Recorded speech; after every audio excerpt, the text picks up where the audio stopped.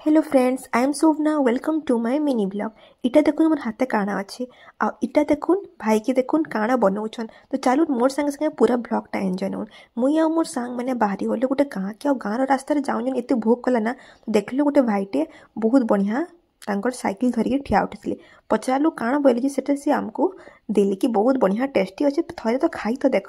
तो इनो से जेन प्रोसेस रे जनता बनाउछन ना म देखि करी ना पूरा खा खा बाकी लागला। पूरा से जनता बनाऊे ना मिर्चा मसाला दे करना पूरा संभली नहीं हो थे। काश जल्दी जल्दी जल्दी बन सारती आ मोर हाथ के आसता मुझे बापरी एका सांगे सेकेंड रे पूरा खाई देती। तो फाइनाली मोर हाथ के पले आसला। इटा हूँ देखुन चना चाट मसला।